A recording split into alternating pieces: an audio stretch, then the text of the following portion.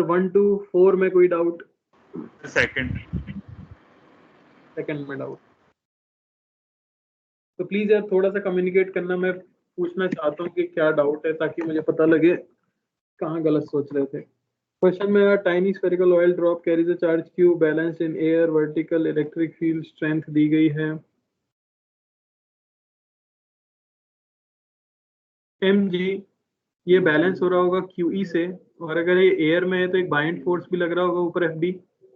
Yes sir. तो मैं कह सकता हूँ mg ये इक्वल होना चाहिए QE plus buoyant force FB। mg हो गया density of oil into volume into G, ये होना चाहिए QE प्लस FB। अब बोला गया है कि आपकी ऑयल ड्रॉप टर्मिनल वेलोसिटी से मूव करती है। टर्मिनल वेलोसिटी का मतलब नेट फोर्स क्या हो चुका होता है? बैलेंस। 0।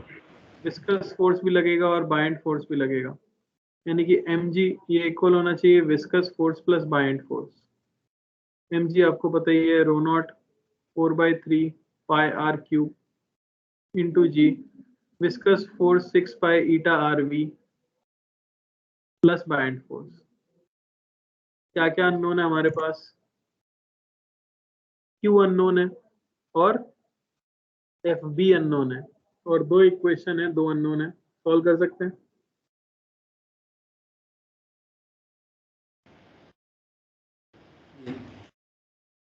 बताओ क्या डाउट था? एक्चुअली मुझे वो टर्मिनल वेलोसिटी का कैसे यूज करना वो नहीं पता था। टर्मिनल वेलोसिटी नहीं आती मुझे, वो लास्ट वाला टॉपिक नहीं आता फ्लूइड तो में। विस्कस फोर्स लगता है बेसिकली जिस तरफ भी बॉल चलती है उसके ऑपोजिट साइड में, उसकी वैल्यू होती है 6 by eta R V. Eta होता है coefficient of viscosity, R radius of ball. Clear हुआ? Yes sir, thank you. 4 तक और कोई doubt? 5 to 7,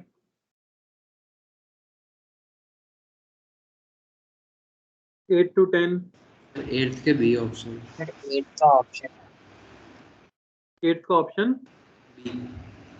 D B. B.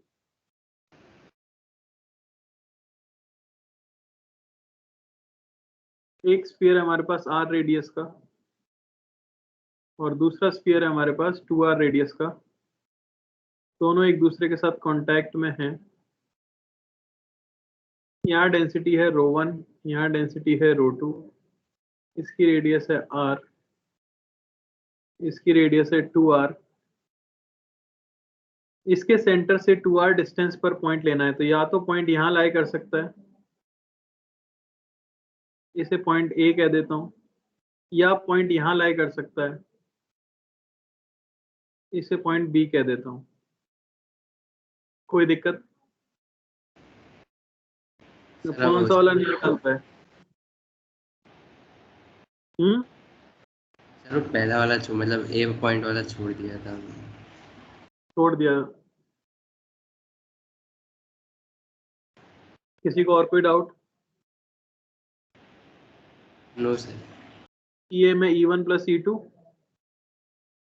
और बी पे E1 minus E2। Solid sphere के अंदर वाला फॉर्मूला यूज करना, KQX/R3, याद है वो वाला? यस। चलिए 10 तक और कोई डाउट? 11 12 12। तो देखो इनके क्वेश्चन देखने में कितने बड़े लगते हैं, ऑप्शन के साथ छपे हुए हैं, तो पूरा पेज भर लिया दो सवालों ने, पर मुश्किल नहीं होगा ज्यादा।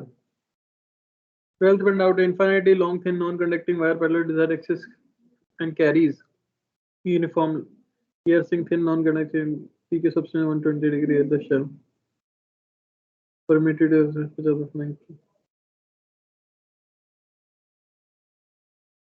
बेटा किस ऑप्शन में डाउट है आपको, या पूरे में ही डाउट है? पूरे में ही डाउट है। नाम बताओ बेटा अपना। दर्पण। दर्पण। तो दर्पण जी फ्लक्स नहीं निकाल पाए आप? हाँ सर। अत्यंत दुख की बात है बेटा। तो पहले तो फ्लक्स में Q/3 एप्सिलॉन नॉट आएगा। और इसके क्या बाद क्यू को हम सच नोट्स में करवाया था इस टाइप का ही आपने। ये देखो ये 60 डिग्री हो गया बेटा, है ना। तो ये लेंथ कितनी होगी बता सकते हो? r sin 60 r√3/2।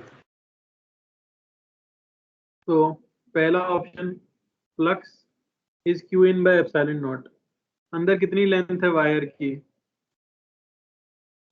r√3। Per unit length charge है लैम्डा। क्या तुम्हें दुख हुआ? हाँ सर। होना भी चाहिए। सर मैं क्वेश्चन देखकर थोड़ा डर गया था इसलिए। मैंने कहा ये 2 सवालों ने पेज भर दिया है पूरा। एडवांस ने तुम्हें सिर्फ डरा दिया है, पढ़ के तुम डर गए। सवाल तो बहुत हलवाई है। Z component of electric field is बाकी तो 0। दोनों हो गए, ओके फ्लक्स नहीं हो रहा। ओके 13, 14, 15। सर 13 का डी ऑप्शन। 13 का डी ऑप्शन।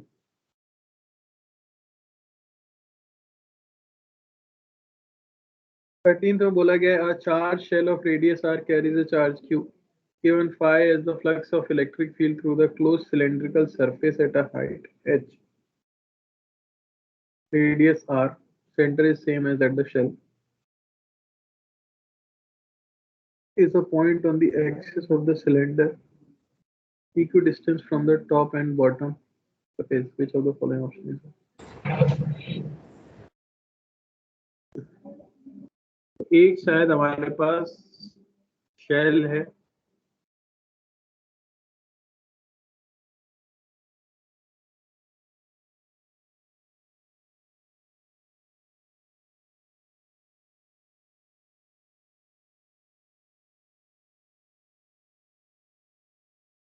और एक हमारे पास सिलेंडर है।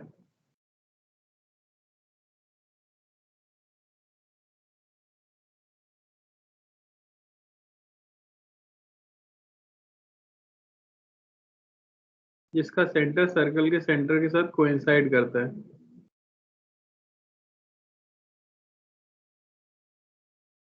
Here the center of the cylinder is a point on the axis of the cylinder which is equidistant from its top and bottom. इसको सेंटर बोला जाता है, ये बोल रहे हैं वो। यानी अगर टोटल हाइट इसकी h है तो ये डिस्टेंस जो है सेंटर तक ये h/2 है। ये आपको बताया गया। Which of the following is correct? If h is greater than 2r, okay, h अगर 2r से बड़ा है यानी कि सिलेंडर इस तरह से बाहर निकल रहा होगा जो मैंने ड्रॉ किया है, और स्मॉलर है 4r/5 यानी वो कैपिटल R रेडियस से कम है, then phi is q/5 epsilon naught. phi क्या था? phi is electric flux through a closed cylindrical surface. इससे फ्लक्स बताना है। चलो क्वेश्चन क्लियर हो गया आपको। डायग्राम ऐसे ही बनेगा जो कुछ दिया हुआ है उसके हिसाब से। जिनको डाउट है उनसे बात कर रहा हूँ मैं बी पार्ट में। Yes. तो h आपका बड़ा है 2r से, मैंने वही ड्रॉ किया है, और r की वैल्यू है 4r/5, मैंने यही ड्रॉ किया है। आपको ये तो समझ आ गया होगा। इस रेड सेक्शन से, इस रेड सिलेंडर से आपको फ्लक्स बताना है, जबकि चार्ज सिर्फ इसके अंदर है ना। Yes. तो कैसे बताऊंगा? ये तो क्लियर हो गया होगा, Q(in/ε0). अब अंदर चार्ज कितना है सिर्फ आपको वो पता करना है, यानी ये चार्ज कितना है हमें ये बताना है। तो डेंसिटी ऑफ चार्ज अगर मैं बोल दूं रो है, इनटू ये वॉल्यूम कितनी होगी ये मैं पता करना चाहता हूँ, है ना। निकाल Yes. सकते हो? कैसे निकालेंगे बताओ?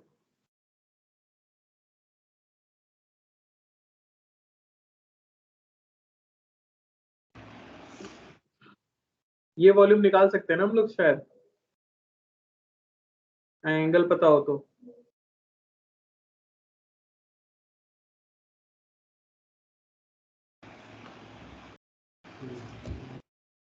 ये बताओ थोड़ा, ज्योमेट्री है भाई, सब कुछ सिमेट्रिकल है। आर ऊपर है, आर नीचे है। कितनी आ जाएगी वॉल्यूम? सर एंगल तो 53 है। वो तो ठीक है, पर फिर सर सॉलिड वॉल्यूम एंगल का यूज कर सकते हैं ना? बिल्कुल कर सकते हैं सॉलिड एंगल का यूज। ये एंगल हमारे पास है कितना, वॉल्यूम निकालने से अच्छा सॉलिड एंगल यूज कर लो, वही सही। पर उसके लिए भी क्यू तो चाहिए होगा, ये चार्ज यही थोड़ी रखा है। सॉलिड एंगल का यूज करते तो चार्ज यहाँ होना चाहिए था ना सारा। आपका आंसर आया था सॉलिड एंगल से? नहीं आया होगा शायद। नहीं सर, मैं तो बोल रहा हूँ।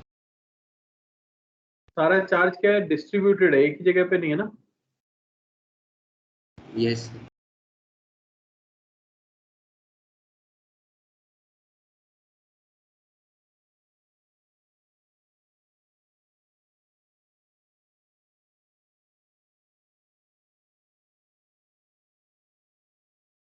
वॉल्यूम कैसे निकालते थे, कितना कर रहे हो? कुछ तो सीखा, कुछ तो सीखा होगा 2 साल की मैथ में, ये कैसे निकलता है, कोई तो तरीका होगा। स्फीयर के पोर्शन का वॉल्यूम कैसे निकालते हैं? सॉलिड एंगल से निकाल सकते हैं ना शायद। इस तरह से है ये, यहाँ हमारा पॉइंट है, ये एंगल मुझे पता है 53 डिग्री है, तो ये वॉल्यूम कैसे निकलेगा? कोन का वॉल्यूम माइनस कर देते हैं इसके वॉल्यूम में से। नहीं, हाँ ठीक है, ये तो है। अरे सही कह रहा हूँ क्या मैं? ये टोटल वॉल्यूम कितना होगा वो तो आप देख सकते हो ना, 360 डिग्री पे टोटल वॉल्यूम क्या हो जाता है? 360 डिग्री पर यानी कि 2 पाई रेडियन पर 360 डिग्री पे वॉल्यूम आता है 4/3 पाई आर क्यूब, यानी 1 डिग्री ऐसा होगा। हाँ, सर सॉलिड एंगल से आ रहा था वो Q/2 epsilon not 1 minus cos theta करके। इससे कैसे आएगा भाई? उसमें चार्ज पहली बात तो कंसंट्रेटेड होना चाहिए ना। हाँ सर, बट उससे किया तो फिर हो गया था। क्यों, क्या लिखा? सर वैसे नहीं किया सर, मतलब मान लिया कि सारा चार्ज सेंटर पे है, और जो हमारा ये जहाँ पे सिलेंडर बना है ना, और जो उसका उसके नीचे जो स्फेयर का जो शेप आ रहा है, हाँ, फिर उसको हमने ऐसे मतलब रीड्रॉ किया और उसके बाद सारा चार्ज को सेंटर पे कंसंट्रेटेड मारा। आपने इस पोर्शन से निकाला पहले तो, यहाँ एक यहाँ इस पोर्शन से निकाला है ना? नो सर इस इधर साइड, इधर सर, जिस साइड वो सिलेंडर का वो सर्कुलर। इधर से? हाँ सर, ये और इस यहाँ से अगर हम देखें तो फिर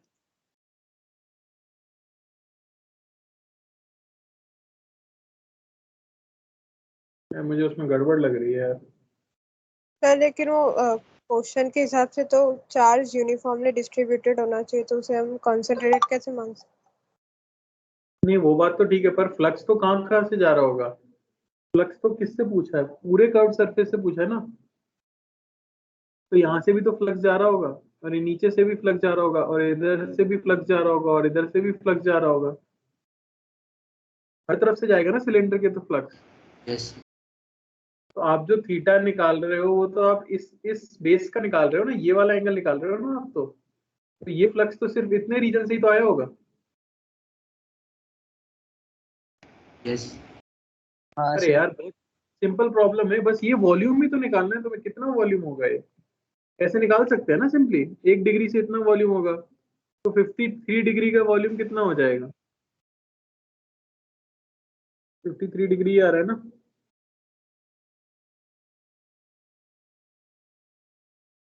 यस सर, 53।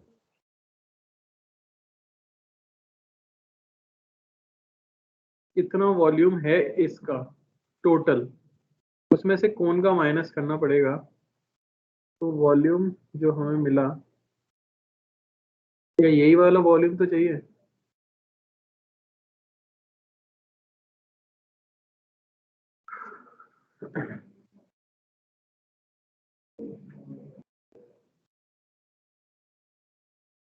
सर क्वेश्चन में स्फीयर बोला कि शेल?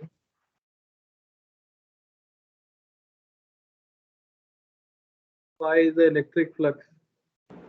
शेल बोला है। अरे राम, शैल बोला है तो फिर अंदर। दो तीन लोग बता दिए कि शेल बोला है, सबको एक साथ चमका। चार्ज तो यहाँ है ही नहीं, चार्ज तो सिर्फ अंदर है। तो इसका लैम्डा बेसिकली सरफेस चार्ज आपको पता है ना, सीधे सीधे से सिग्मा पता है इसका, वो हो जाएगा Q बाय 4πr²। अरे अब तो Yes. बोलो। हाँ, यस सर। Yes, हाँ, sir. अब बोल। अब तो क्या है, अब तो हलवा बचा है सिर्फ, ये एरिया ही तो चाहिए। ये एंगल आपने निकाला 53 डिग्री आ गया, तो ये सॉलिड एंगल भी निकाल सकते हो इसका। Yes, sir. यस। थीटा आ जाएगा हमारे पास 2π 1 माइनस कॉस 53 डिग्री। ये एंगल आ गया ये, ऐसे ये एंगल इस तरफ भी आएगा, तो यही वाला चार्ज तो अंदर है सिर्फ, Yes, है sir. ना। यस। तो सीधे सीधे से आप कह सकते हो कि जो एरिया होगा, जो भी एरिया इसके अंदर आएगा, वो हो जाएगा पहली बात तो 2 टाइम्स दोनों तरफ के लिए, इंटू एरिया हो जाता है सॉलिड एंगल इंटू r²। तो 2 टाइम्स सॉलिड एंगल यानी 2π 1 minus cos 53 degree into r²। Clear हुआ? इसलिए सवाल सही से पढ़ना बहुत जरूरी है। हमने गलत पढ़ा और हम अटक गए। अरे समझ आ रहा है कि नहीं? यस। चलिए 15 तक और कोई डाउट? 16 तक कोई डाउट? 17 18 19? सर 18। पूरे पैराग्राफ में ही डाउट है क्या? Sir, sir. हाँ, Sir, मैं 16 में डाउट था, बोला है। बोला क्यों नहीं था? 16 two identical non-conducting solid spheres same mass charge are suspended in air from common point by two non-conducting massless string at equilibrium angle between them now and dielectric constant of the electric constant even if the angle between the string remains the same. ये option correct दिया है, correct कैसे हो गया? Electric forces between the spheres remain unchanged. Dielectric में जाने के बाद तो k से कम हो जाएंगे। लेकिन एंगल सेम है तो अनचेंज ही होगा ना वो।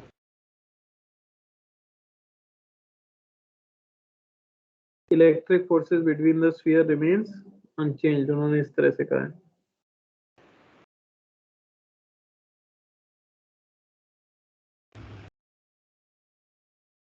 एंगल अनचेंज क्यों रहा होगा, बता सकता है कोई? सर डाइलेक्ट्रिक आएगा तो वो जो चार्ज होगा वो डिस्ट्रीब्यूट हो जाएगा, मतलब वो इंड्यूस हो जाएगा वहाँ, मतलब एक साइड पॉजिटिव और एक साइड नेगेटिव चला जाएगा, तो नेट चार्ज सेम रहेगा, तो शायद फोर्स भी सेम ही रहेगा उसकी वजह से। नेट इलेक्ट्रिक फोर्स सेम रहना चाहिए सर क्योंकि एंगल भी अनचेंज है, क्वेश्चन में दिया है एंगल अनचेंज रहा है, इसलिए हाँ वो समझ गया, पर जब आप उसे लिक्विड में डुबाओगे तो बायंट फोर्स भी तो आया होगा। Yes sir. उस बायंट फोर्स की वजह से mg वाला जो वर्टिकल फोर्स है वो कम हुआ होगा और हॉरिजॉन्टल फोर्स भी कम हुआ होगा, तभी तो एंगल सेम रहा होगा। यस अरे समझ आ रहा है? यस अगर electric Yes, force sir. Same रहता तो फिर तो ये नहीं होना चाहिए था।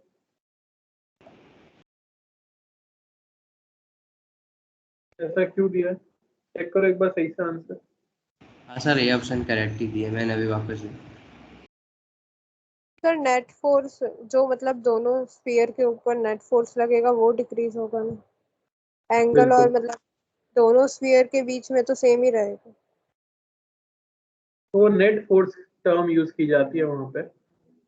ये अपन ने एक क्वेश्चन ऐसा पहले भी देखा ना, सर याद नहीं है क्वेश्चन? नेट फोर्स होता है वो बेसिकली फोर्स मीडियम जो होता है वो उसके जो डायपोल्स हैं वो भी लगा रहे होते हैं ना, तो नेट इलेक्ट्रोस्टैटिक फोर्स के फैक्टर से डिक्रीज हो जाता है, पर उनके बीच का जो इंटरेक्शन फोर्स है वो चेंज होगा क्या? No, अरे ये बताया तो था सर ना, इसी पर मैंने तो बताया था ना, इंटरेक्शन फोर्स नहीं बदलता, यस नेट फोर्स बदलता है।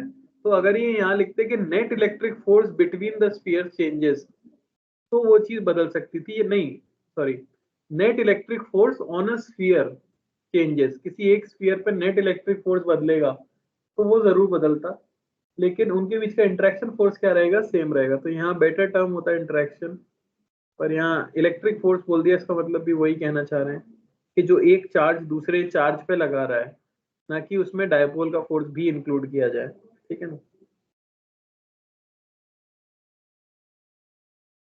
चलो उसके बाद 17, 18, 19 में डाउट है ना। Nuclear charge is non-uniformly distributed with nucleus of radius r. Charge density charge changes dependent on the radial distance from the center shown by electric field is only from the radial direction. For A is equal to 0, the value of T, maximum value of rho as shown in the figure. तो electric field निकाल के देखनी है हमें किसी भी जगह पे क्या होगी। तो रो का फंक्शन निकाल लिया आपने। रो पहली बात तो है डी, अगर आपका आर वेरी करता है 0 से लेके ए तक, और उसके बाद रो क्या हो जाता है, वेरिएबल हो जाता है। Minus D by a r minus a into r plus कुछ कांस्टेंट आएगा यहाँ सी, अगर आर जो है बड़ा हो जाता है ए से, ये हो जाता है। तो ए अगर 0 हो जाए तो मैक्सिमम वैल्यू ऑफ डी क्या आएगी,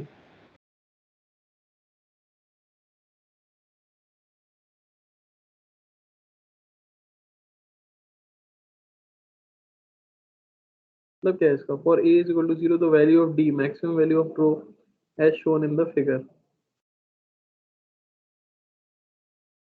ठीक है। एक आपके पास इस तरह से स्फीयर है और उसमें चार्ज जेडी को नॉन यूनिफॉर्मली डिस्ट्रीब्यूट किया गया है टोटल, तो टोटल चार्ज तो हमें पता ही है, रो आर के साथ इस तरह से चेंज कर रहा है।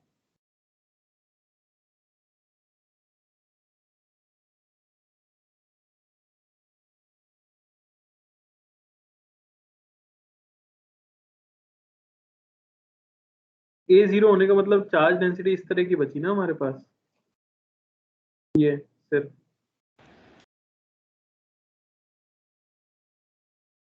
ये बचा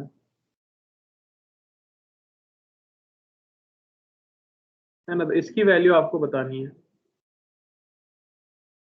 तो सोच के देखो, चार्ज का डिस्ट्रीब्यूशन ऐसा रखा जाए कुछ, मैं रख देता हूँ, चार्ज का डिस्ट्रीब्यूशन हो जाएगा कुछ, स्लोप तो आप देख ही सकते हो, तो स्लोप तो हो गया minus D by are into r plus d, यही इक्वेशन आएगी ना हमारे पास। यस टोटल चार्ज निकालना है अगर, तो क्या करेंगे, एक्स पे जाके एक हॉलो शेल लेंगे dx थिकनेस का, उसमें चार्ज कितना है dq वो आप बता सकते हो, यहाँ का रो यानी d by are into r plus d into surface area 4 pi x square, x पे गए हैं हम,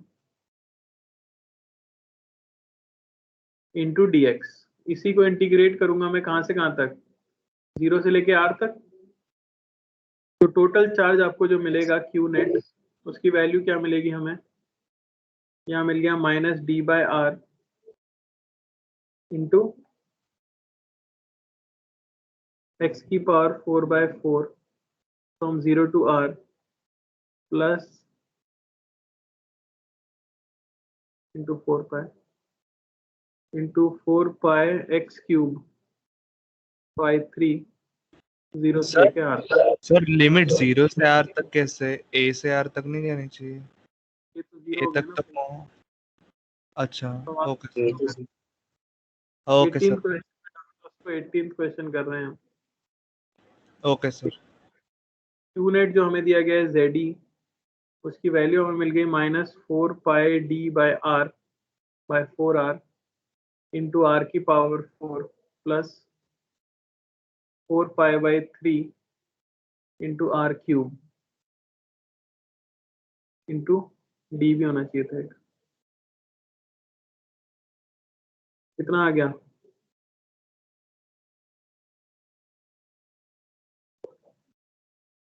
अरे बोलो।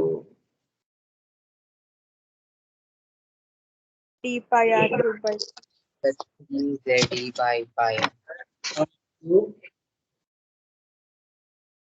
By 3 3 by 3. ये आ गया, ये होना चाहिए ZE।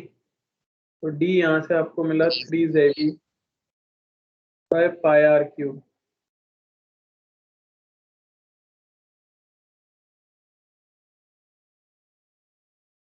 अरे समझ आया?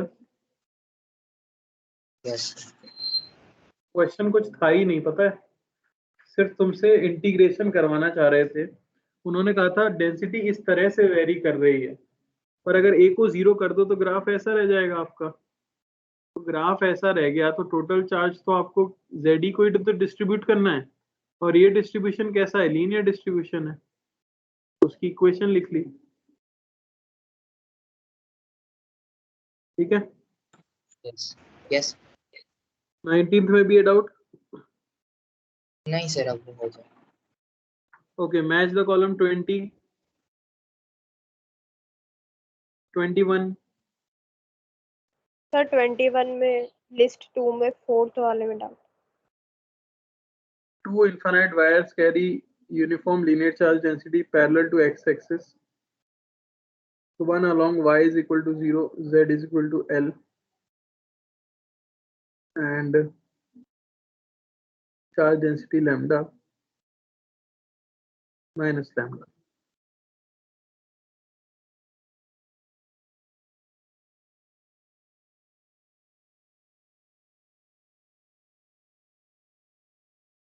तो मान लेता हूँ कि x एक्सिस ऊपर की तरफ है ना। तो मान लो कि x एक्सिस अगर ऊपर की तरफ दी गई है और एक वायर इस तरफ दिया गया और दूसरा वायर यहाँ पे,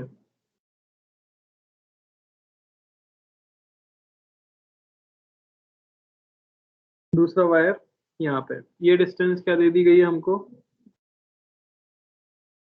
L। ये मिल दी गई है L। अब क्या चाहिए? 2L is very very less than D। D क्या है?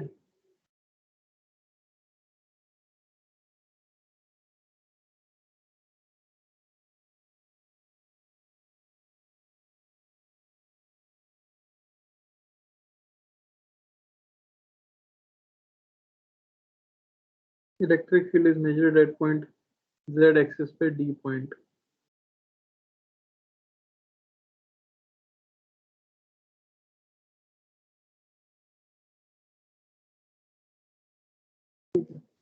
ये मान लो Z एक्सिस है।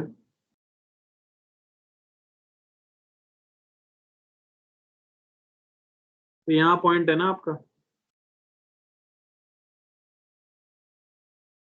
कुछ तो बोलो भाई।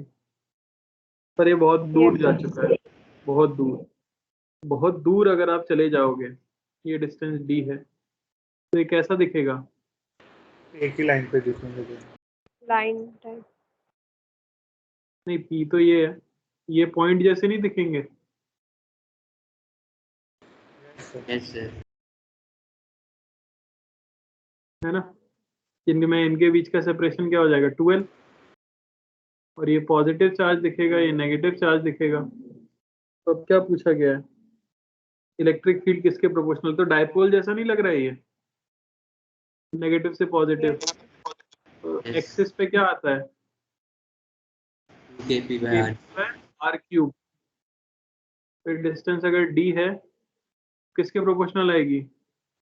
डी के इनवर्सली प्रोपोर्शनल आएगी ना? यस डी क्यों बेटा? सर आंसर में inversely proportional to d square भी है। डी स्क्वायर भी है, ऐसा कैसे हो सकता है? Two infinite wires carrying uniform linear charge density.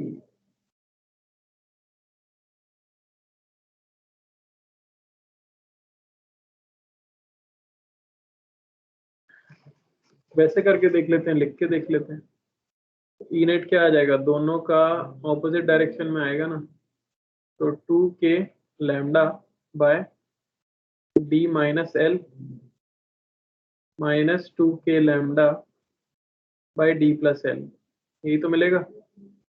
नीचे मिल गया D square minus L square, 2k lambda बाहर आ गया और यहाँ बचा D plus L minus D plus L, तो ये मिल गया हमें 2k lambda into 2l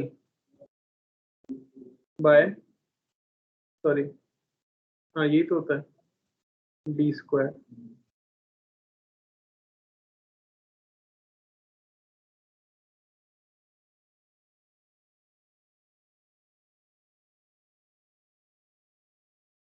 inversely proportionally आया। पहले वाले में गलती क्या है? मुझे तो दिख गई मैंने क्या गलती की, आप लोगों को दिखी? बोलिए।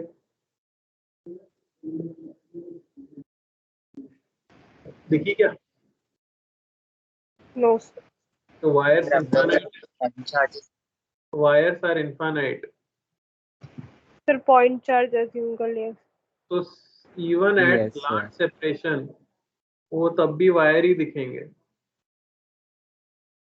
दे do not appear as point object. ठीक है ना? अच्छा क्वेश्चन है।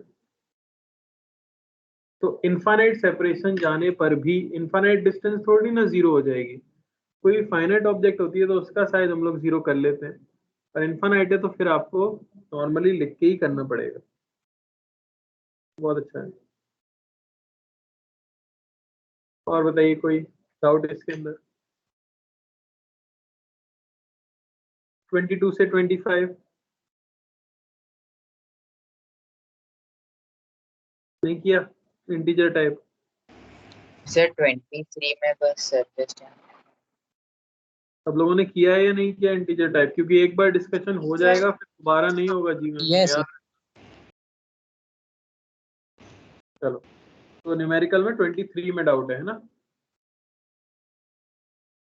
Yes 4 point charges Q are rigidly fixed to the four corners of the square of side A. Surface tension of the soap film is gamma. System of the charges and the planar film are in equilibrium, and A is this much, then N is okay.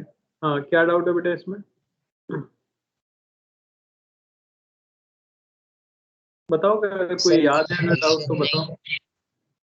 Equation नहीं लिखी जा रही। 4 charges हैं जो कि इस तरह से रखे गए हैं, कॉर्नर पे साइड ए दी गई है, सरफेस टेंशन गामा दिया गया है, सिस्टम ऑफ चार्जेस इक्विलिब्रियम में है, तो क्या होगा?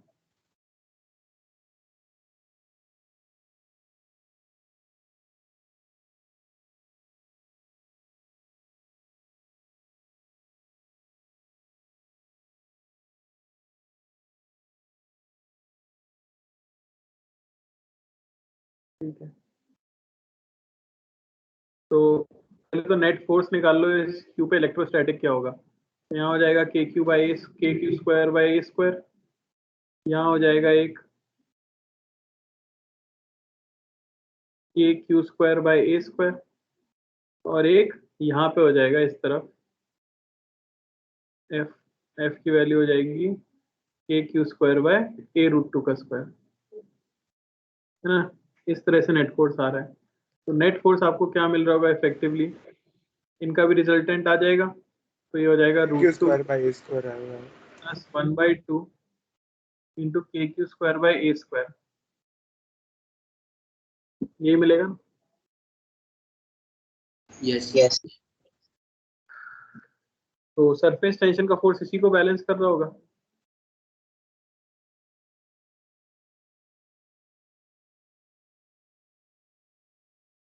के की वैल्यू आपसे पूछी गई है, के अगर कांस्टेंट है तो क्या करें बताइए।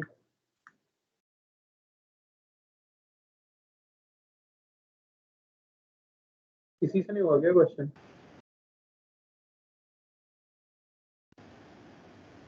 सरफेस टेंशन का फोर्स क्या होता है?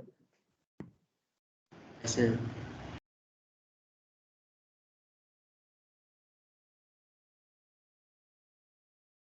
बस कंपोनेंट लेना है बेटा, इतना क्या सोच रहे हो?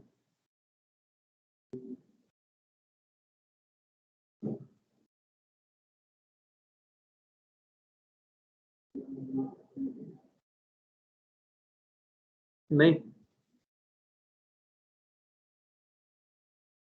देखो तो अब आपको ये समझ आ गया है कि इसको रोक के रखा है सरफेस टेंशन। अब इफेक्टिवली ऐसा देखो, ये सरफेस है, ये आपको फ्लैट दिख रही है, इस वाले चार्ज क्यू पे तो इधर फोर्स लग रहा होगा, ये जो हमने अभी निकाला है, इसे मैं कह देता हूँ एफ नेट। एफ नेट इस तरफ लग रहा है, इस पे किधर लग रहा होगा? इस तरफ लग रहा होगा एफ नेट। यस अच्छा, अब आपको पता है सरफेस टेंशन का होता है फोर्स इनटू लेंथ, तो लेंथ तो चाहिए होगी ना। इस लेंथ को कंसीडर करें तो इसके ऊपर सरफेस टेंशन इस तरह से फोर्स लगा रहा होगा। यस यहाँ मैं कह सकता हूँ एफ टेंशन नेट। अच्छा, ये एंगल्स आपको पता है, अब तो समझ आ रहा होगा शायद। यस क्या करूंगा मैं कह सकता हूँ 2 एफ नेट cos 45 डिग्री, ये क्या होना चाहिए? सरफेस टेंशन का नेट फोर्स। सरफेस टेंशन का नेट फोर्स क्या होगा? स्क्वायर प्लेनर सॉफ्ट फिल्म बोला है, तो ये याद रखना, सॉफ्ट फिल्म के लिए लेंथ 2 टाइम्स हो जाएगी कि नहीं हो जाएगी? तो ये ए है, तो 2 इंटू टी इंटू ए। अरे समझ आया? यस हो जाएगा 2 times √2 plus 1/2 into k q square by a square to 1/√2। समझ पा रहे हो? सर वो 2 आपने कैसे लिखा एक बार वो बताइए। कौन सा, ये वाला 2? 2T है। हाँ, 2TA कैसे लिखा? तो सर सोप फिल्म के बारे में पता नहीं है कि कितनी सरफेस होती है सोप फिल्म की? हाँ 2 सरफेस है तो वो 2। हाँ सर अब आ गया। तो एक ऊपर वाली सरफेस पे एक जो स्क्रीन के पीछे सरफेस होगी, तो T इंटू 2A यस लिखा है बेसिकली। T गामा दिया है तो गामा पुट कर।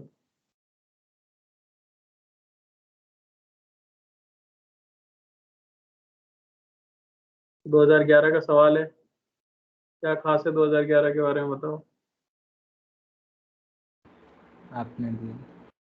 मैंने दिया था, बिल्कुल सही। चलो आगे बढ़ते हैं। 24 से 27। सर 25 25 से पहले कोई बचा ही क्या? 24 ही था। 25।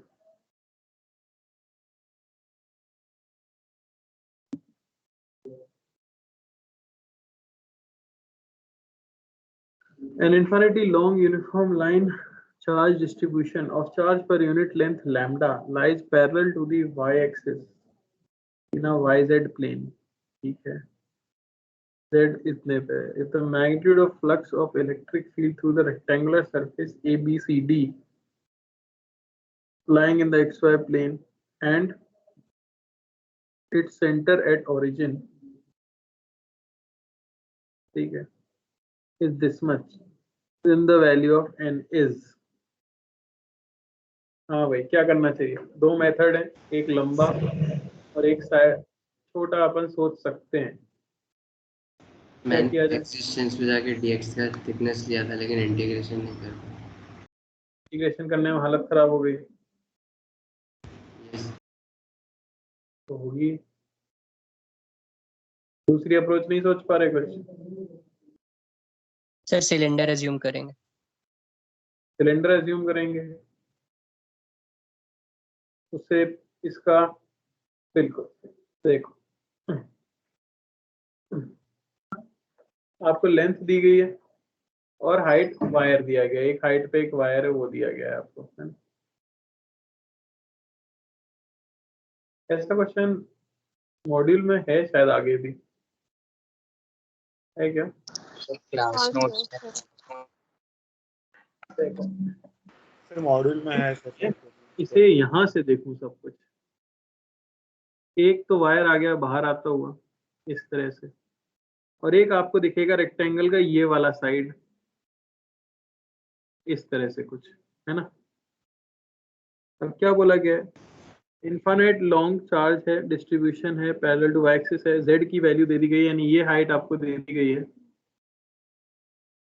इस हाइट की वैल्यू है √3a/2,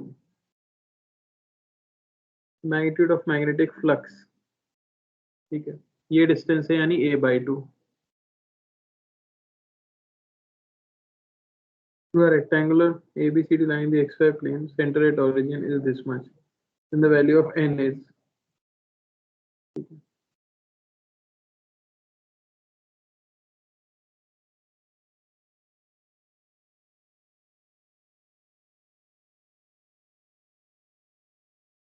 सबसे पहली चीज तो ये एंगल निकाल सकते हैं हम, यस यस सर। एंगल आ गया होगा आपका, ये सर एंगल a अगर by बोल देता हूँ 30 डिग्री है। बिल्कुल, tan थीटा आपको मिल जाएगा a/2 upon √3a/2, theta 30 degree आ गया।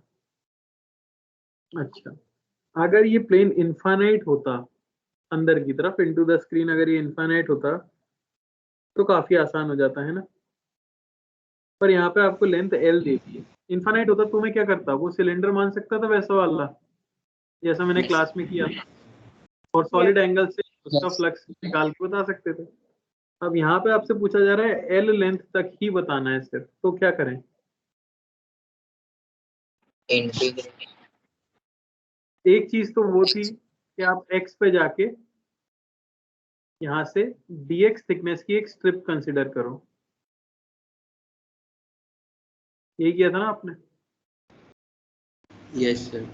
इसकी इलेक्ट्रिक फील्ड कैसे आएगी? यस इस तरह से कुछ, और ये आपका x है, ये आपका, इसे मैं y कह देता हूँ, तो ये डिस्टेंस √x² प्लस y² हो गई। तो यहाँ पे इलेक्ट्रिक फील्ड हो जाएगी हमारी 2k lambda by √x² plus y²। समझ आया? अच्छा, ये एंगल मैं कह देता हूँ कुछ अल्फा है हमारा, सर सबके कॉस अल्फा कंपोनेंट ही जोड़ेंगे। ये भी हमारा अल्फा है। अब आपको पता है जो पैरेलल वाला कंपोनेंट आएगा वो तो क्रॉस करेगा नहीं इसे, तो फ्लक्स जो प्रोड्यूस होगा वो सिर्फ किसकी वजह से प्रोड्यूस होगा? इसे अगर मैं कह देता हूँ E, तो हमें मिल जाएगा E cos alpha into area of strip, क्या हो जाएगा, अंदर की तरफ लेंथ L है इंटू dx। अरे समझ आया? E हो गया हमारे पास 2k lambda by √x² plus y²। y² की वैल्यू हमें पता है, अभी y² ही लिख देते हैं, into L into dx into cos alpha base upon hypotenuse, है ना, y bye √x² plus y² d∅। सही लिखा है मैंने? Yes d∅। फाइनली कांस्टेंट चीजों को बाहर निकालें तो 2k लैम्डा l y, ये भी बाहर आ गया, और अंदर बचा integration of dx by x² plus y², है ना? x वेरी करेगा 0 से लेके a/2 तक।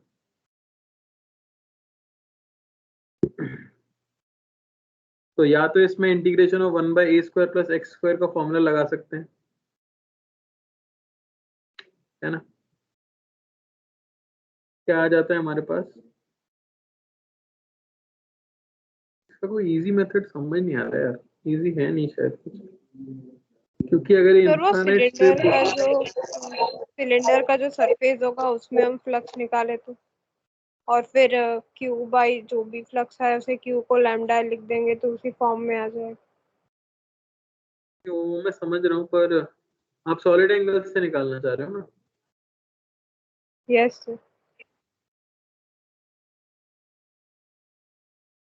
सर इस वाले मेथड से जाएंगे तो सर इंटीग्रेट करने के बाद पाई अटक जाएगा।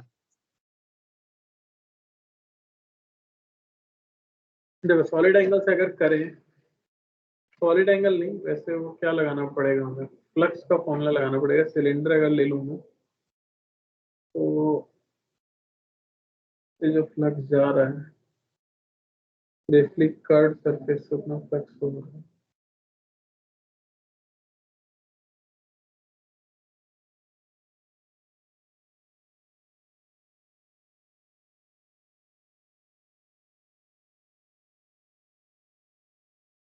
एक सेकंड देखते हैं, टोटल फ्लक्स होता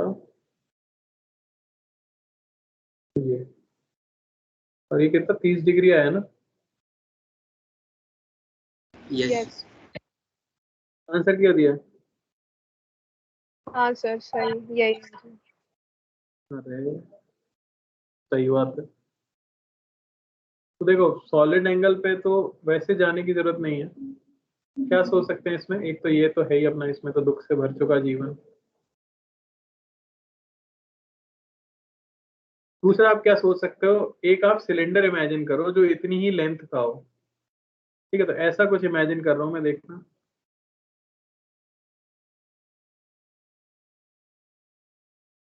मैं एल लेंथ का ही सिलेंडर इमेजिन करता हूँ इस तरह से, और प्लेन जो है वो कुछ इस तरह से फंसा हुआ है आपका।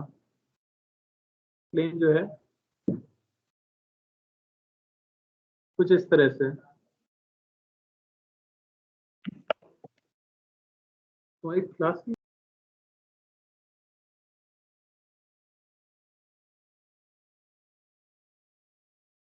एक सेकंड चलो, ठीक है, तो ये प्लेन इस तरह से है।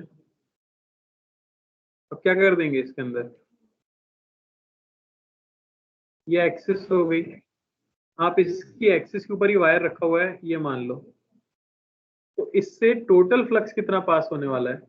टोटल फ्लक्स कर्व्ड एरिया से ही पास होगा कि नहीं होगा? यस तो सर। फाई वो सिंपली मैं बोल सकता हूँ Q in by epsilon not. Yes तो अंदर चार्ज कितना हो जाएगा, lambda into L by epsilon not. अब ये एंगल आप निकाल ही चुके हो, ये टोटल एंगल कितना होगा दोनों साइड के लिए। इसको अगर देखें, ये टोटल लेंथ हमें ए दी गई है, यहाँ पे आपका वायर है, ये √3a/2 है, ये एंगल हमने अभी निकाला 30 डिग्री है, तो टोटल एंगल कितना हुआ 60 डिग्री। तो 360 डिग्री में टोटल फ्लक्स जो जा रहा है वो है lambda L by epsilon not. तो 60 डिग्री में जो फ्लक्स जा रहा होगा वो कितना होगा, 1/6 lambda L by epsilon not, है ना? यस इस मेथड से तो काफी लेंदी हो जाएगा और शायद आंसर आ भी नहीं रहा, इससे क्लियर लिया जाएगा।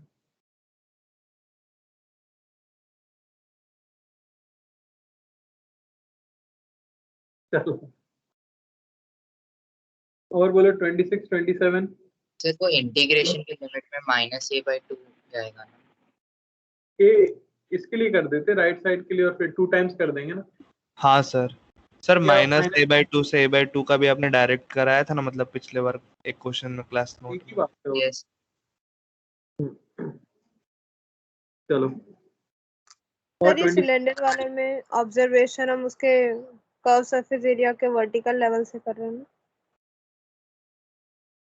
ये जो इसका डायग्राम बना है ये, यस हाँ ये आप ऊपर से देख रहे हो यहाँ से, तो ये वायर ऐसे दिख रहा है हमको ये, और ये जो प्लेन मैंने बनाया है वो आपका ऐसे दिख रहा है, और सिलेंडर कुछ ऐसे होगा।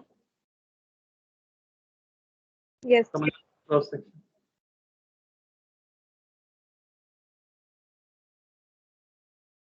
चलो आगे 26 27। 98 सर 28 20 सर 28 में। कौन सा? 28 हो गया तुमसे? लो देख रहा है। लाइट जला लो वहां से आके तो देखिए। A point charge q of mass m is suspended vertically by a string of length L. A point dipole of dipole moment p is now brought towards q from infinity so that the charge moves away. The final equilibrium position of the system, including the direction of dipole and the angles distances shown in the figure, if the work done in bringing the dipole to the position is this much. Note that the three coplanar forces kept in equilibrium. और तो last line तो क्या लिखी हुई है, Lami's theorem जो होती है ना, वो दिया हुआ है।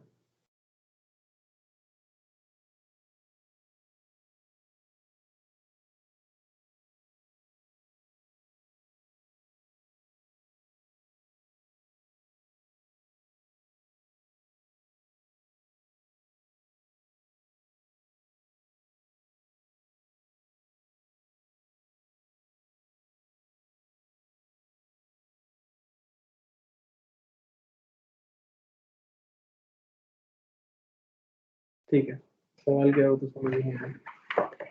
A point charge q of mass m is suspended vertically by a string of length L. ठीक है। A point dipole of dipole moment p is now brought towards q from infinity so that the charge moves away and final equilibrium position of the system, including the direction of dipole and angle and distance is shown in the figure. The work done in bringing the dipole to this position. तो basically change in potential energy of the system ही तो बताना है ना हमें, वही तो होगा वर्क डन, है कि नहीं? Yes sir. क्या कह रहे हो? चलो, तो सबसे पहले तो ग्रेविटेशनल पोटेंशियल एनर्जी में भी चेंज हुआ है। ये डिस्टेंस हमें दे दिया 12 sin अल्फा बाय 2।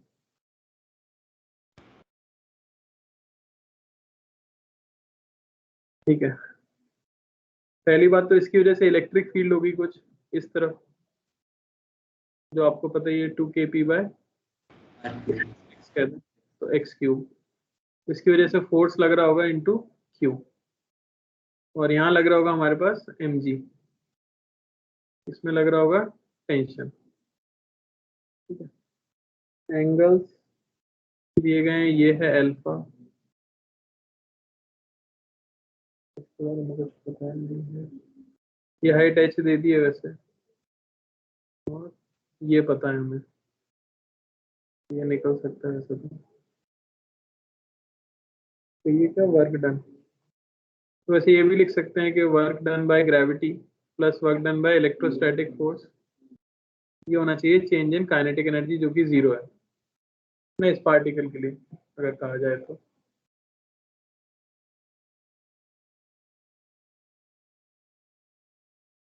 या एनर्जी कंजर्वेशन भी कर सकते हैं पर उसके बाद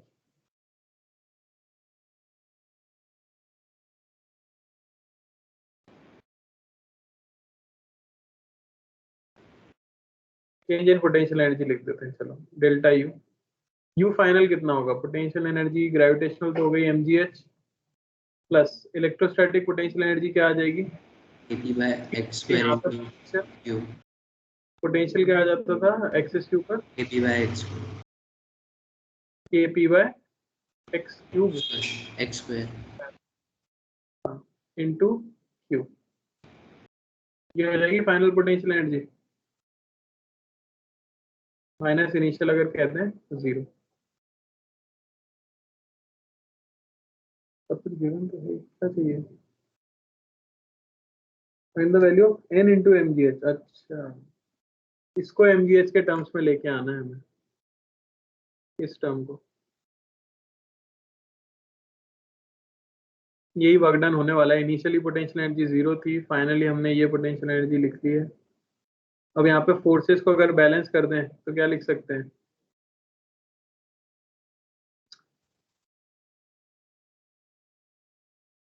लेमिस थ्योरम लगाना है, हिंट दिया हुआ है सीधा सीधा। ये एंगल टोटल कितना हो जा रहा है, अच्छा ये दोनों तो इक्वल होंगे ना, ये दोनों इक्वल होंगे और इनकी वैल्यू कितनी होगी, हाँ 90 माइनस अल्फा। ये 90 माइनस अल्फा बाई 2 है, तो टोटल कितना हो जाएगा? ये अल्फा है, तो ये अल्फा, ये 90 माइनस अल्फा बाई 2,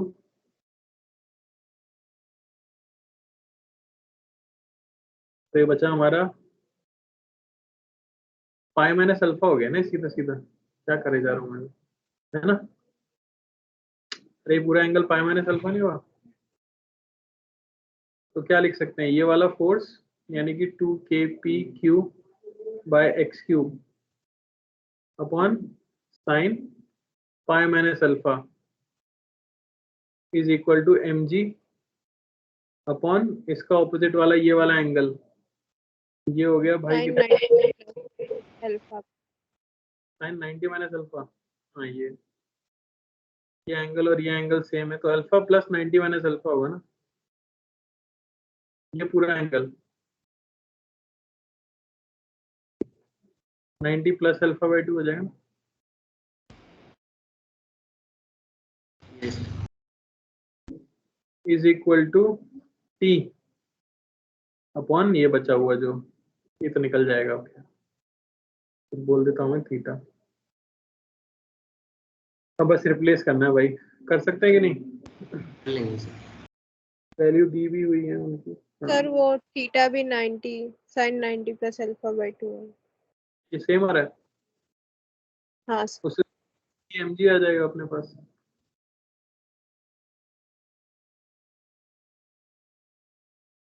ये अगर mg आ गया तो ये सीधा सीधा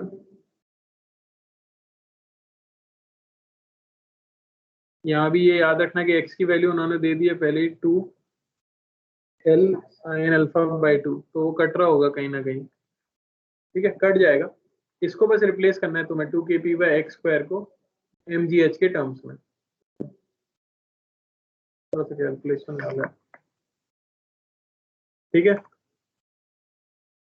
यस कैपेसिटेंस किया है सबने? Yes sir Yes. किया। क्या सर किया?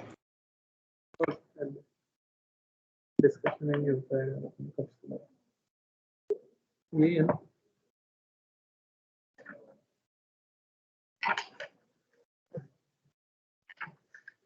चलो कैपेसिटेंस का सेक्शन जी, बताओ डाउट।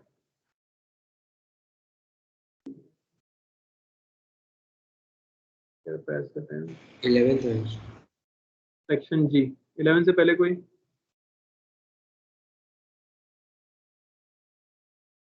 इलेवन से पहले 11 से पहले कोई नहीं है? No sir. ओके 11th में ही है सीधे।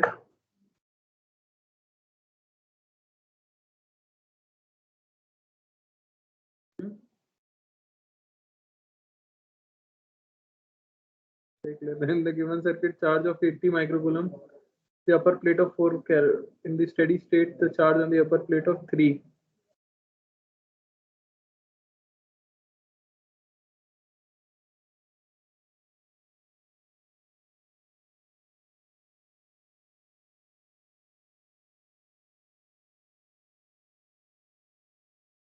यहाँ अर्थिंग कर दिया, यहाँ जीरो पोटेंशियल ले लो, ठीक।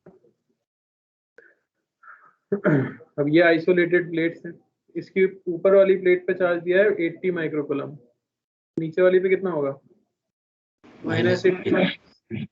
अब ये है 2 माइक्रोफैरेड, ये है 3 माइक्रोफैरेड। अगर इस पे चार्ज आता है Q1 और इस पे जाता है Q2, तो ये पैरेलल के अंदर है, तो इनका पोटेंशियल सेम है, तो Q प्रोपोर्शनल है C के, तो Q1 बाई Q2 ये 2/3 मिल जाएगा।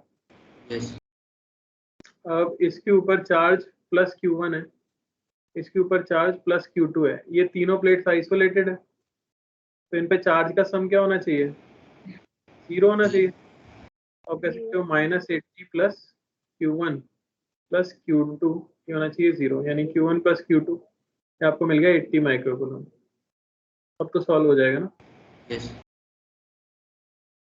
और बताओ 13 तक 12 12 A large vertical and parallel metal plate having separation 1 centimeter is connected to DC voltage source, potential difference X. Release rest midway between the two plates is going to move 45 degree with the vertical just after the release.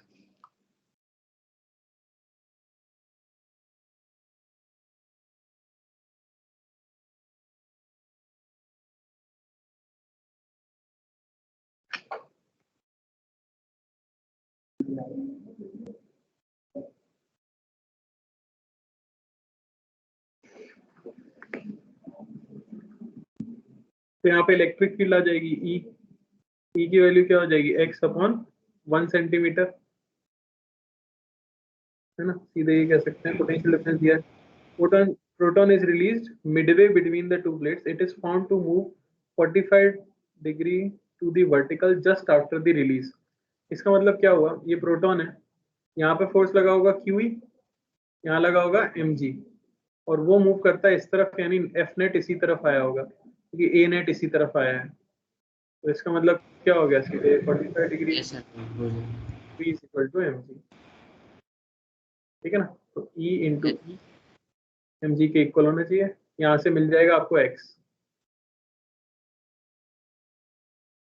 ही पूछा है ना। Yes sir बोलिए। और बताओ 15 तक कोई doubt?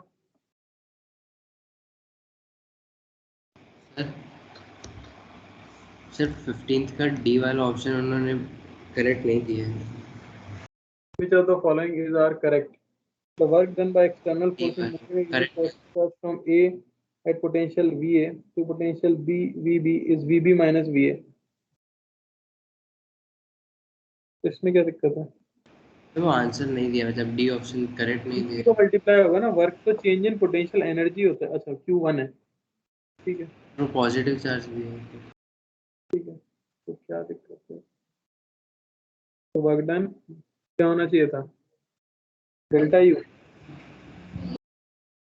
U final minus U initial, charge 1 coulomb है तो VB माइनस VA। नेगेटिव किस में आता है, इलेक्ट्रिक फील्ड का वर्क।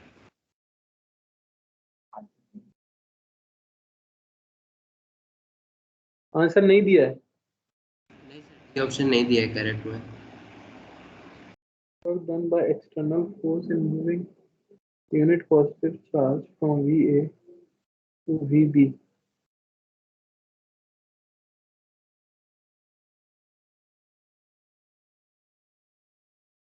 मान लो इलेक्ट्रिक फील्ड इस तरफ है तो VA ऑब्वियसली बड़ा होगा VB से ना, और कोई पॉजिटिव चार्ज है तो उसके ऊपर फोर्स भी इस तरफ लग रहा होगा, उसे रोक के रखने के लिए हम फोर्स इस तरफ लगाएंगे। तो वर्क डन कैसा आएगा, A से B जाने में नेगेटिव आएगा ना एक्सटर्नल एजेंट का। नहीं समझ आ रहा? मगर एक्सटर्नल एजेंट का वर्क डन तो चेंज इन पोटेंशियल एनर्जी होता है ना। जरूर, ये A है ये B है, इसमें आपको पता है potential of A is greater than potential of B, ये सही है क्या नहीं? इलेक्ट्रिक फील्ड राइट में, यस तो पॉजिटिव चार्ज के ऊपर फोर्स किधर लगता है, राइट में लगता है, यस इलेक्ट्रोस्टैटिक फोर्स। तो अगर इसको रेस्ट पे रखते हुए लेके जाना है तो आपको फोर्स उल्टा लगाना पड़ेगा। यस टोटल वर्क डन क्या आना चाहिए, नेगेटिव आना चाहिए। यस तो VB माइनस VA कैसा आएगा, नेगेटिव भी आएगा, तो सही तो यस क्या दिक्कत है, सही होना चाहिए।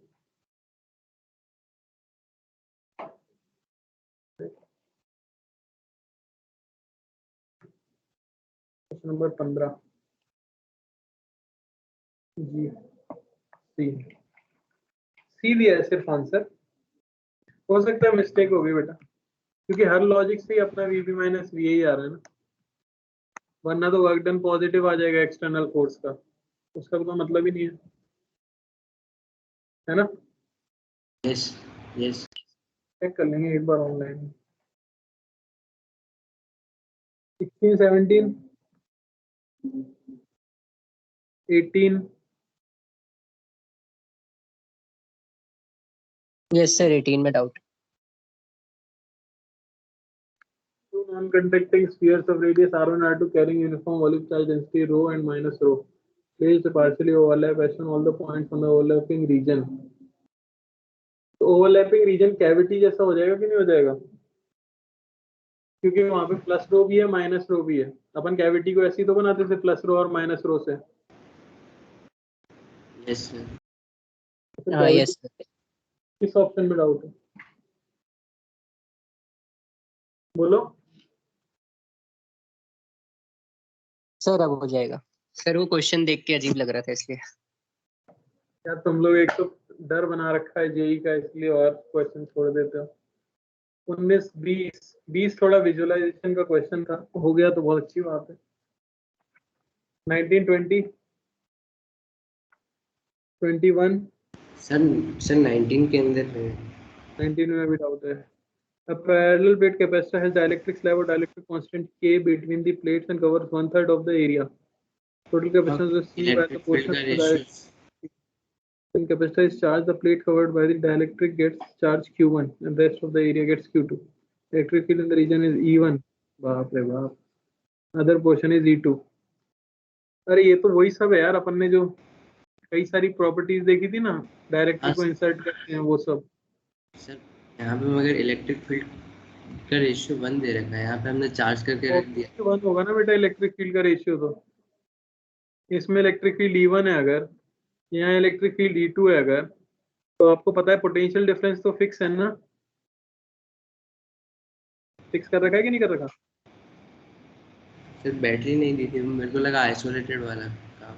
चलो बैटरी नहीं भी दी तो भी इस प्लेट का पोटेंशियल जो होगा वो तो एक ही होगा ना, दो अलग अलग पोटेंशियल तो नहीं हो सकते एक प्लेट के। यस। तो पोटेंशियल डिफरेंस फिक्स रहना चाहिए, डिस्टेंस फिक्स है तो इलेक्ट्रिक फील्ड को भी क्या रहना पड़ेगा, सेम रहना पड़ेगा ना, तभी Yes. तो चार्ज डिस्ट्रीब्यूट हुआ इस हिसाब से ताकि पोटेंशियल डिफरेंस मेंटेन हो सके।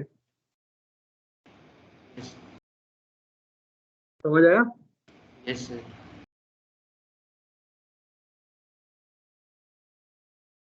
और किसी ऑप्शन में नहीं सर बाकी नहीं।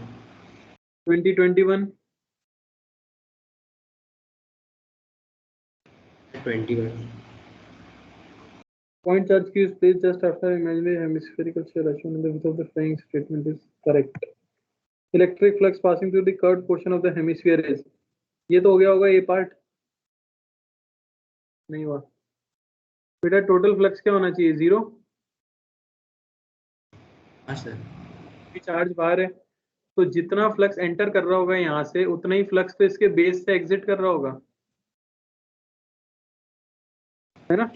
यस। और ये एंगल आपको दिया गया है अगर 45 डिग्री, तो बेस से कितना फ्लक्स जा रहा है आप सॉलिड एंगल के फॉर्मूले से निकाल सकते हो। Yes sir. तो उसका नेगेटिव फ्लक्स इससे एंटर किया होगा, इसको पॉजिटिव माना है तो उसको नेगेटिव मान लेंगे, है ना। Yes sir. बस ठीक है, ठीक है। Yes sir.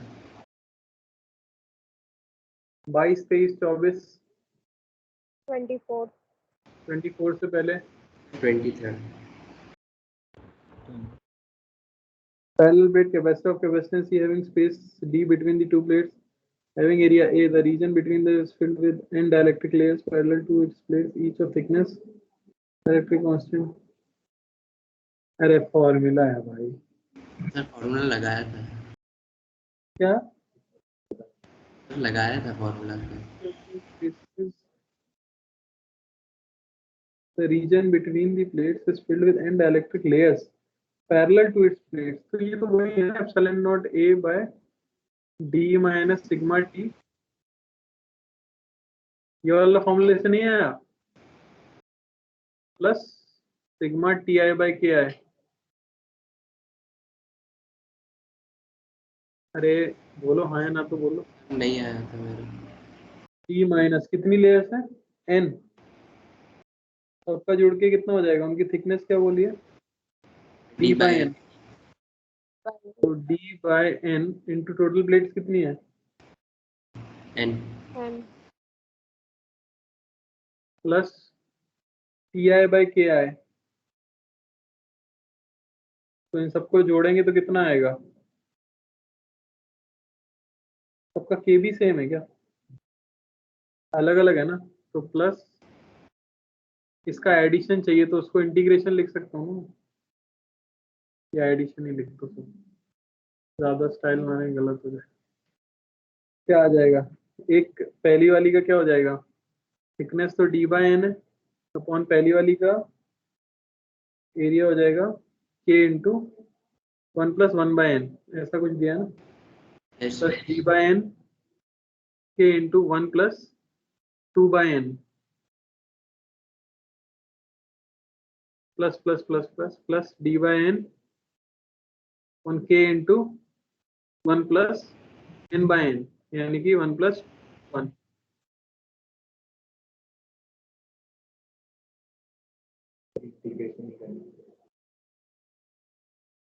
वही करना पड़ेगा, तो वो तो फिर वही चीज हो गई, फिर तो उसे x पे जाके dx का लेयर ले लो उससे अच्छा तो।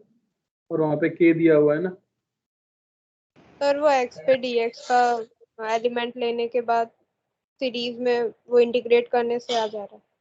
वही होगा, क्योंकि यहाँ पे ये हमारे पास एक इन्फिनिट जैसा, नहीं इन्फिनिट नहीं, काफी बड़े नंबर का बनना है ना, तो k को आपको दिया गया है basically k into 1 + m by n, n is very large.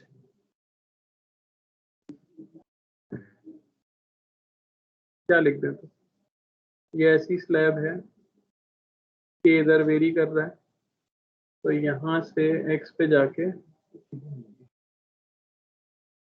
कहाँ से कहाँ करेंगे, बाय एन को कॉमन रखेंगे और k into 1 by x by n 1 से लेके n, ये बहुत छोटे छोटे चेंज हो रहा है 1 2 और 1000 से ज्यादा एंड इसको dx लिख दें, dx तो चाहिए ना,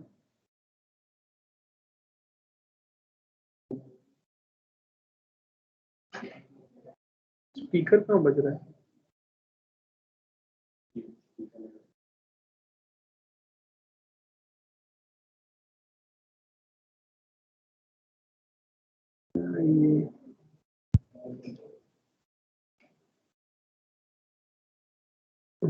ये इसका क्या लिखा आप, epsilon naught a by d, thickness तो dx हो गई ना, अरे हाँ ये हो गया ना, x लेंथ में, अच्छा हाँ देखो d लेंथ के अंदर n स्लैब है ना, तो पर यूनिट लेंथ कितनी स्लैब होंगी, n by D, x length के अंदर मतलब dx लेंथ के अंदर कितनी स्लैब होंगी, n by d into dx। yes, इतनी स्लैब्स हैं हमारे पास है ना, तो इतनी स्लैब्स के लिए k तो फिक्स होगा x डिस्टेंस पे, तो कैपेसिटेंस जो छोटा सा बनेगा इनका dc, वो तो हो जाएगा वहां पे k, जो कि क्या हो जाएगा, कैपेसिटेंस कैसे सेम हो जाएगा, ओह सॉरी डाइलेक्ट्रिक सेम नहीं हो पाएगा अरे dx के लिए तो सेम रहेगा, सर, मगर प्लेट का नंबर तो अलग है ना, क्या हो डाइलेक्ट्रिक तो 1 + m बाय n है, अगर कोई फर्स्ट प्लेट है तो सेकंड प्लेट भी है। अरे भाई dx बहुत छोटा है ना, सर और एन बहुत बढ़ा दिया तो हाँ सर, m तो बड़ा हो जाएगा ना, मगर अगर हम अंदर दो प्लेट भी ले लेते हैं तो एक का k इंटू 1 + 1 बाय m और दूसरे का k इंटू 1 + 2 बाय n आएगा। तो तुम बताओ फिर क्या करें,